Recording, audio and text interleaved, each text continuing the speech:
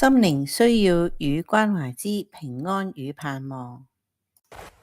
雨木去到紓緩科探望一位近90歲嘅張婆婆，佢面容愁苦咁瞓喺張床上邊。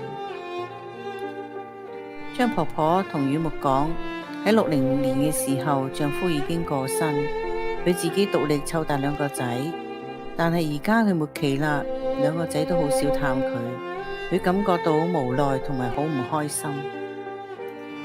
張婆婆話佢2個仔好乖好善良，但係佢哋嘅太太卻係同佢夾唔到，佢唔想令到個仔婚姻有困難，自己喺10年前就入咗去老人院。佢知道自己時日無多，都好掛住啲仔，但係佢又覺得可能佢啲新抱唔肯個仔嚟探佢，感覺到嬲同埋無助。佢向雨木話，在生嘅時候冇自己屋企，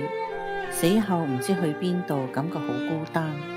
好恐怕將來做咗無主孤魂。雨木話俾張婆婆聽，有一位愛我哋嘅天父，只要我哋相信接受佢所派嚟嘅耶穌，我哋人生之後就可以去一個好靚嘅天堂，嗰度冇痛苦，亦都冇病患。張婆婆聽完之後都好願意，好雀躍地嚟到去接受。雨木打電話俾張婆婆嘅細仔，話俾佢聽媽媽願意去相信主耶穌嘅救恩，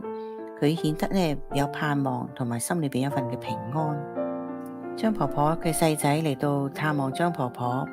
睇到佢哋兩母子之間嗰種嘅關愛嘅感情。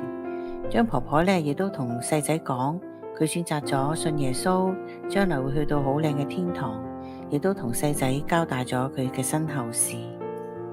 雨木就為張婆婆嚟到祈禱，亦都為佢施行咗一個洗禮祝福。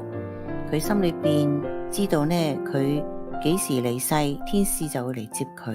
顯得一份額外嘅平安同盼望。耶穌話：我實實在在告訴你們，那聽我話又信那差我來者的，就得永生。歡迎掃描 QR Code 瀏覽律敦治醫院雨木事工嘅網頁。多謝大家收聽。